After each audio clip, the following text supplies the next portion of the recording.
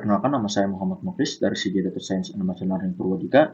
Jadi di sini saya menjelaskan capstone project modul 3 saya tentang Saudi Arabia Use Car. Jadi di sini saya akan menjelaskan 6 konten utama. Yang pertama, business problem understanding, kemudian data understanding, data pre-processing, modeling conclusion, dan terakhir recommendation. Oke, kita lihat dulu secara garis besar. Jadi transportasi ini kan sebagai alat vital dalam penunjang aktivitas. Nah, di Arab Saudi, transportasi yang paling diminati itu adalah mobil. Kenapa mobil? Karena suhu yang panas di sana itu membuat motor itu kurang diminati. Nah, kemudian dihilangkannya aturan larangan wanita bekerja dan mengendarai mobil pada tahun 2019, itu juga menjadi dampak mobil itu menjadi diminati. Kemudian rasio mobil bekas dibandingkan mobil baru adalah 2:1 berdasarkan riset yang dilakukan oleh kenresearch.com yang menganalisa tentang market opportunity tentang mobil bekas di negara Arab Saudi.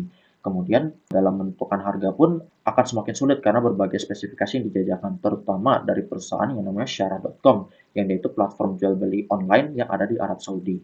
Nah, di sana kan spesifikasinya banyak. Nah, semakin tinggi spesifikasi, harga semakin mahal. Nah, semakin kompleksnya spesifikasi dalam menentukan harga juga akan semakin sulit. Untuk itu, solusinya adalah dengan membuat machine learning. Di mana machine learning ini kan memiliki kemampuan untuk mempelajari berbagai data transaksi sebelumnya dan akan menghasilkan sebuah model yang dapat digunakan oleh perusahaan seperti Syarah.com. Nah, dengan adanya machine learning diharapkan harga akan semakin kompetitif di pasaran jual beli mobil bekas.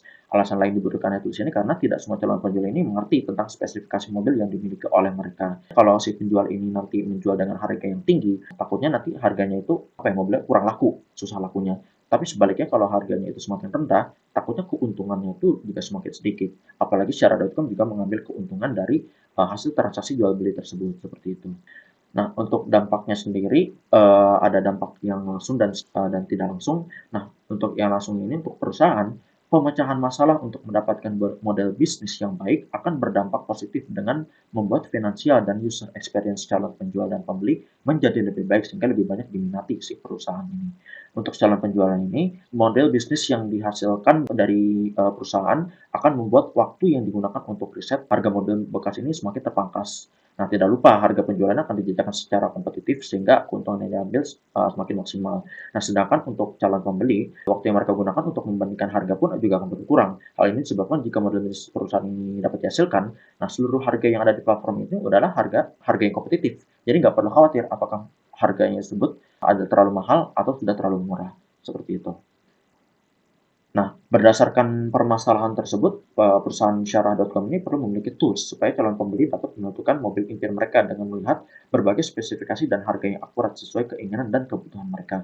Nah, variabel-variabel spesifikasi mobil seperti merek mobil, tahun mobil, jarak tempuh, dan lain-lain ini diharapkan mampu meningkatkan akurasi dari model mesin learning yang akan dibuat nanti. Hal pertama yang harus dia lakukan adalah dengan menganalisis seluruh data supaya dapat menemukan pola dari fitur-fitur yang diberikan. Kemudian juga kita harus mampu mengenali perbedaan dari antara satu mobil dengan mobil yang lainnya.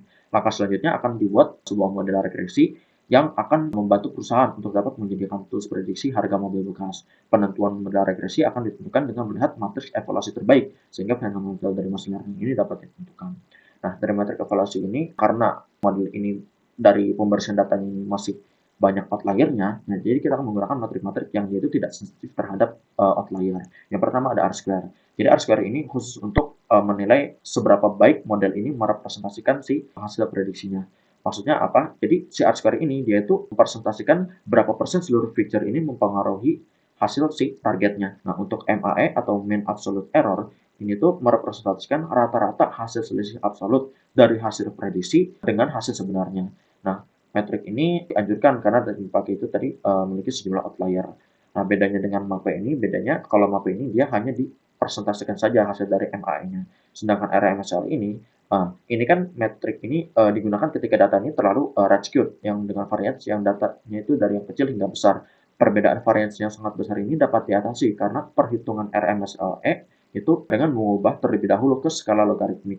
Nah, syarat-syarat tadi itu ternyata dipenuhi oleh dataset ini, sehingga metrik ini cocok digunakan supaya hasilnya itu nggak bias seperti itu. Nah, sumber datanya itu sendiri, jadi datanya ini diambil dari Kaggle, dari namanya Saudi Arabia Scar, oleh Turki bin Talib, dan 4 kolaborator lainnya dari perusahaan platform Syarah.com. Nah, data ini terdiri dari 5.624 indeks dan 11 kolom, di mana ada kolom tab yang isinya itu merek mobil, kemudian region, daerah penjualan mobil bekas, make nama perusahaan mobil, gear type tipe gear yang digunakan, manual atau otomatis, kemudian origin negara pengimpornya, kemudian option dia ini masih pakai spare part bawaan atau udah diganti, kemudian ada year tahun pembuatan mobil, engine size ukuran mesin mobil, mile age jarak yang ditempuh dalam kilometer, kemudian negotiable dia itu negosiasi atau enggak, kemudian price. Nah, price ini akan menjadi label atau target kolom yang akan diprediksi. Nah, kolom lainnya akan menjadi prediktor variable atau independent variable yang akan memprediksi price yang satuannya itu adalah rial Arab Saudi. Nah, jadi di sini di data ini itu ada 6 tipe data objek, 3 data integer, 1 data float, dan 1 data boolean. Nah, oke lanjut ke data cleaning. Jadi data cleaning ini misi variabelnya kosong, jadi aman. Kemudian ada data duplicate 4, ini kita drop aja. Nah, untuk feature selection-nya kita akan menghapus kolom negotiable dan origin. Nah, di feature negotiable ini, karena dalam pembuatan model machine learning ini, kita harus memiliki harga yang pasti dalam penjualan mobil bekas. Nah, dilihat dari dataset, nilai price yang harganya 0 itu dikarenakan feature negotiable ini bernilai true. Hal ini menandakan harga tersebut itu ditentukan melalui negosiasi yang membuat kepastian harga sebuah mobil bekas itu menjadi bias. Nah, kemudian untuk originnya itu kalau berdasarkan Research.com yang tadi saya sebutkan sebelumnya, yang menganalisis tentang market opportunity mobil bekas di Arab Saudi, nah itu tuh tidak ada parameter atau pengaruh penjualan mobil bekas di Arab Saudi berdasarkan negara pengimpor atau origin. Nah, kemudian untuk indeks yang nggak perlu, di sini kita menghapus price yang kurang dari 3.000. Oke, kenapa sih? Nah, harga 0 kan sangat tidak masuk akal ya, mengingat 0 itu merepresentasikan kalimat gratis. Jadi ketika negosiable udah kita hapus, masih ada nih yang harganya 0. Nah, kita cek lagi, ternyata ya oke, dalam kasus ini kita buat minimum batas ini jadi 3.000 Saudi Arabian Rial. Nah, kenapa 3.000? Karena saya berasumsi mobil-mobil yang dijual pada rentang maksimal 10.000 Rial, itu mobil yang harus masuk ke bengkel terlebih dahulu. Nah, nanti kita akan menghapus yang di bawah 3.000 aja. Kenapa? Karena kalau secara kurs 1 rial itu sama dengan 4.000 rupiah. Nah, bayangin aja, 3.000 rial itu harganya 12 juta. 12 juta untuk orang Arab Saudi yang notabene pendapatan per kapitanya itu 5 kali lebih besar daripada orang Indonesia, tentu merupakan harga yang sangat rendah. Dan di situ kenapa saya berasumsi bahwa mobil-mobil yang rentang harga sampai 10.000 itu, ya bahkan sampai ada yang ratusan rial itu, nggak mungkin gitu dijual dengan murah. Ya pasti harus masuk bengkel dulu gitu. Nah, andai saja nih terdapat fitur yang namanya tuh perlu masuk bengkel atau enggak, nah itu saya yakin itu fitur yang akan menyebabkan harga-harga Amerika ke bawah dan kita nggak perlu menghapus tadi yang price di bawah 3.000 rial. Kemudian untuk mile edge, jadi saya akan menghapus mile edge yang lebih dari 999.999 km. Nah, kayak itu kenapa? Karena odometer dari angka segitu ketika sudah melewati angka tersebut akan jadi balik lagi ke satu. Nah, jadi akan bias nih nanti udah berapa kilometer. Dan secara logika ya 1 juta kilometer itu hampir mustahil gitu mobil kemana-mana. Nah, kemudian kita lanjut ke outlier. Di sini saya akan bahas tentang extreme outlier. Nah, dalam menganalisa data tentu kita akan berpikir bahwa data outlier itu sangat mengganggu. Namun tidak semua data outlier itu harus dihapus karena penempatan data tersebut itu benar apa adanya berdasarkan fakta dan realita yang dapat diterima. Dalam ilmu tentang data ya kita sering membuat asumsi tentang populasi tertentu. Namun adanya nilai outlier yang ekstrim itu dapat berdampak signifikan pada kesimpulan hasil interpretasi yang kita amati dari data atau model machine learning. Nah, dengan penanganan yang tepat, maka si extreme outlier ini kita bisa anggap sebagai populasi yang berbeda. Nah, dari plot di sini nih, kita melihat ada year dan price yang akan kita hapus extreme outlier-nya. Jadi, dimana kalau year itu yang kurang dari 1978, kalau price itu lebih dari 700.000 rial. Nah, year sama price ini akan menjadi limitasi selanjutnya yaitu minimum 1978 dan maksimal yang kalau di sini sekitar 620.000 rial seperti itu. Nah, masuk ke correlation metric. Jadi di sini kita melihat kolom-kolom yang mempengaruhi price itu ada di yang secara numerik itu year, engine size, dan mile age. Di mana yang sangat berpengaruh itu adalah kolom year itu 0,47.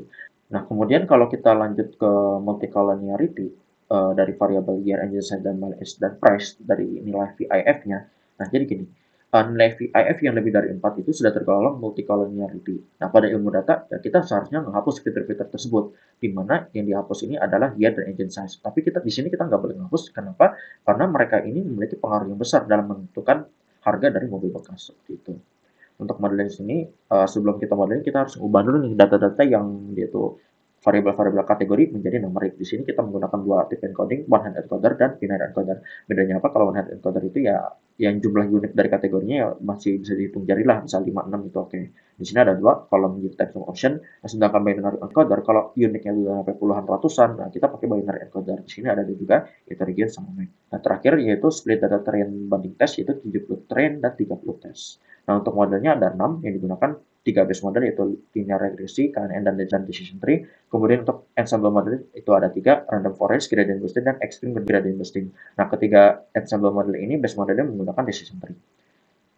Nah, dari hasil tes ini kita melihat keenam ini extreme gradient boosting yang paling baik. Kenapa? Karena nilai MAE-nya rendah, MAPE-nya rendah, RMSL-nya rendah, dan R-square-nya yang tinggi. Balik lagi, R-square ini digunakan untuk menilai si modelnya ini. Apakah feature-feature ini berapa persen nih dia merepresentasikan pengaruhnya terhadap variabel target yaitu si price. Ternyata dari extreme gradient boosting didapatkan bahwa nilainya itu 81%, artinya yang paling besar. Oke, kalau gitu kita ambil si extreme gradient boosting.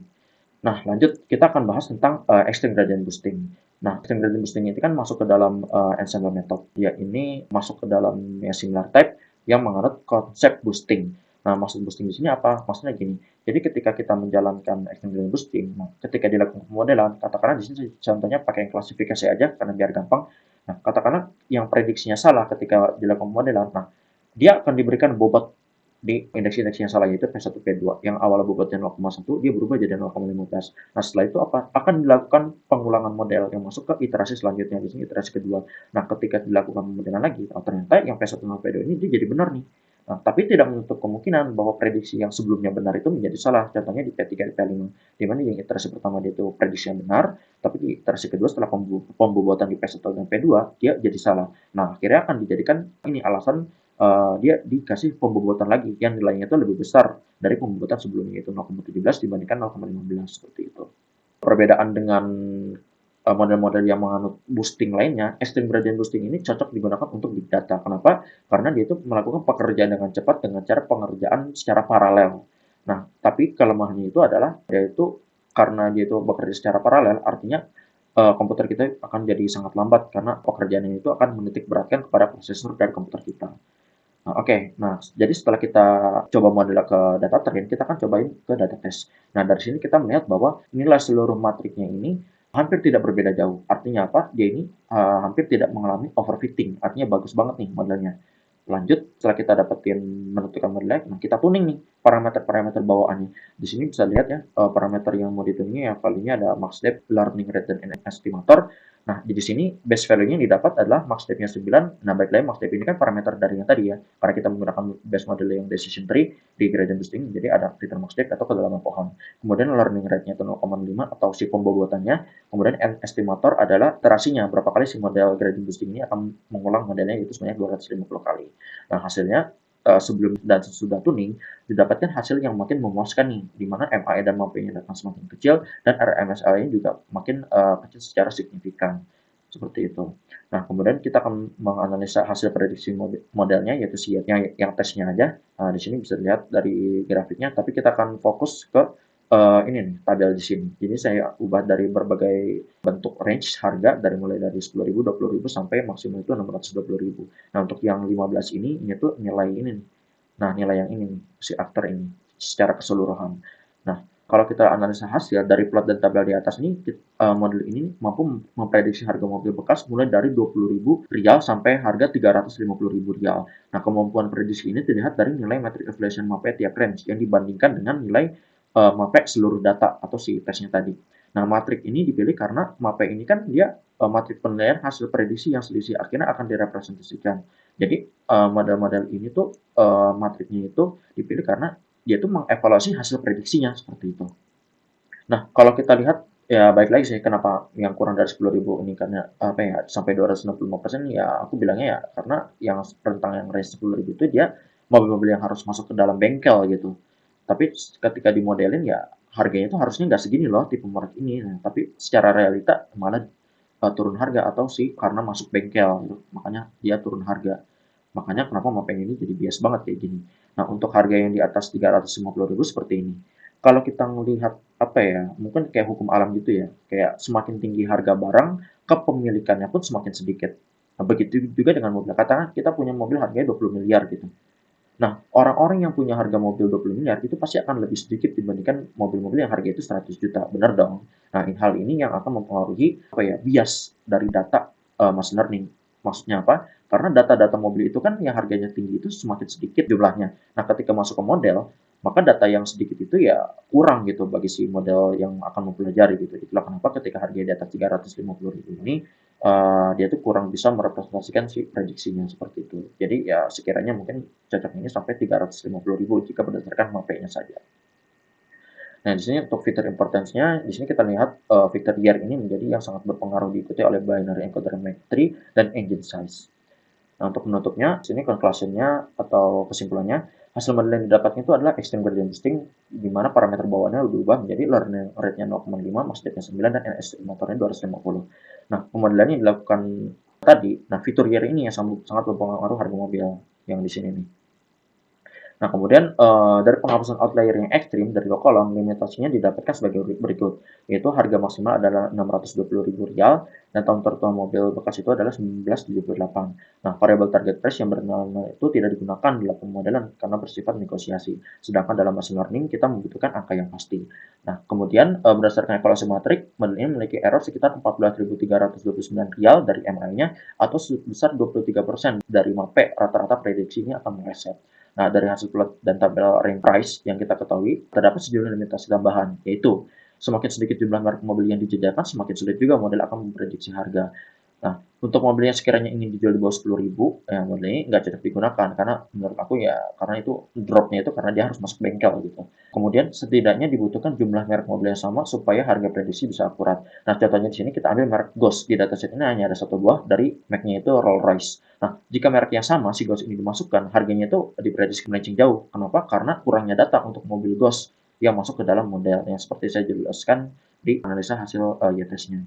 Untuk rekomendasinya, kita tuh perlu menambah sejumlah fitur seperti perlu bengkel terlebih dahulu apa enggak, garansi resmi mobil, kondisi mobil.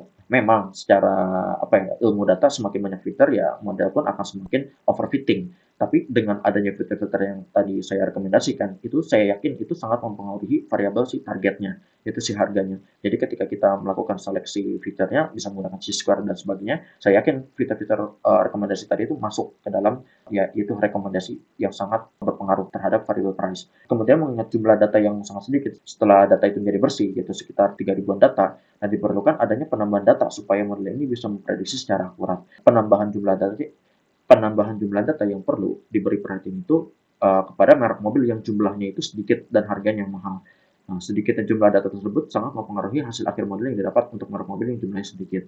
Nah, dan terakhir, ke depan model ini perlu dibantu oleh model klasifikasi yang variabel targetnya adalah penjualan yang menguntungkan atau tidak berdasarkan nilai harga mobil yang sudah terjual seperti itu. Cukup sekian presentasi dari saya. Terima kasih. Mohon maaf bila ada kesalahan. Sampai jumpa.